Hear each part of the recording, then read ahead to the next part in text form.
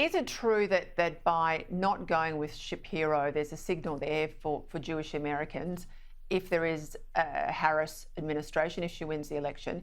That's the first point. And others have said to me, I've been messaging people in the States, that she was intimidated by Shapiro's ability. A bit like Biden wanted a, less than average sort of VP as his pick, didn't want to be overshadowed. She was conscious of that with Shapiro. Is that fair? Yeah, I think we can never know absolutely for sure, but I think both of those are fair assessments. So Kamala Harris has shown no subjective affection for Israel at any point in her entire political career, and she's always been to the left of Joe Biden. You're right, she was chosen partly because she was such a mediocrity that Biden thought the party would never turn to her instead of him. And indeed, for a long time, that was the party's calculation. Now, Josh Shapiro is plainly a much more effective politician than Kamala Harris, and if there'd been an open primary, Shapiro or Gretchen Whitmer or somebody would have won it, not Kamala Harris. So she probably didn't want someone who was smarter than her, but she may well have felt that there would be some left-wing backlash against Shapiro being a supporter of Israel and being Jewish. If so, that's kind of disgusting, but we don't know that for sure. But on the other hand, that shows an incredible timidity on her part as well. I mean, Trump is strong on the right, so he could have reached out to the centre. Harris is strong on the left. I mean, she's not really a strong candidate, but any voter in America who considers themselves progressive or left-wing is going to vote for Harris over Trump. Wouldn't matter whether she had the man on the moon as a running mate. Certainly Walz looks like a sort of white-haired, grizzly old polar bear or something, and doesn't present the sort of dynamic contrast that with Harris that Shapiro would present. It may be that there was some skeleton in Shapiro's closet, though there's no reason to think that.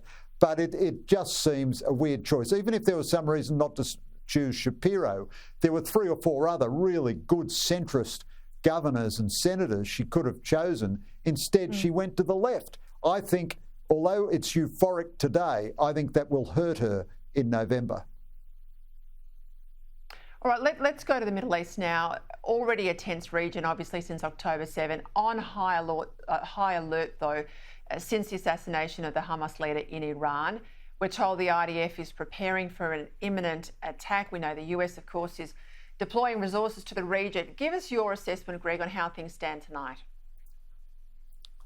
Well, this is an extremely dangerous moment. Iran wants to attack Israel always because it hates Israel, and it's been humiliated by Israel's strikes against Iran. When Israel retaliated for the 300 missiles earlier this year, it only made a pinpoint strike, but it showed that it can hit any target in Iran, and then it blew up the leader of Hamas in his secure guest house in Tehran. So that shows that Israel has intelligence assets inside Iran and knows everything that's happening. Now, Iran, up until this point, has not been scared of the Biden administration, but it is scared of Israel. Therefore, I think it's weighing very carefully whether it's going to strike Israel in a meaningful way or a symbolic way. If it strikes Israel in a way that hurts Israel, Israel will hit back, and it'll hit back hard. Now, Iran may then trigger a more widespread assault from Hezbollah, and if that happens, Israel will respond to that. And I think America will, give Biden his due.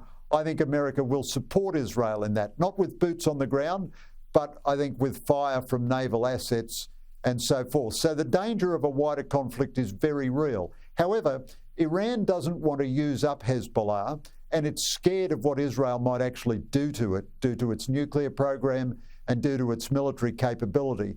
So I think this is an incredibly tense moment that could go in any one of 1,000 different ways. The fact that everybody is telegraphing their moves in advance is, in a sense, you can take some minimal comfort from that, because if Iran really wanted to launch an all-out offensive against Israel, it wouldn't tell us about it in advance. And if Israel was really going to launch a massive preemptive strike on Hezbollah, you wouldn't hear about it until it happened. So there's a lot of military signalling going on here. It's a very multi-layered, complex, many different moving parts of this situation. And Biden, for all his sins, I think would help Israel militarily in a conflict. I don't think Kamala Harris would if she was president. I think Biden would still. Greg, I've been really critical about the government's appointment of Tony Burke to the Home Affairs portfolio and this debate in the last 4 or 5 days that they're going to dramatically increase the Palestinian visas for Gazans and also make the current temporary visitor visas a permanent visa. We know obviously there's issues with security checks. We get an increase in our terror threat level on Monday. You've been very tough on the government. You called out the weasel words about national security. What's your concerns?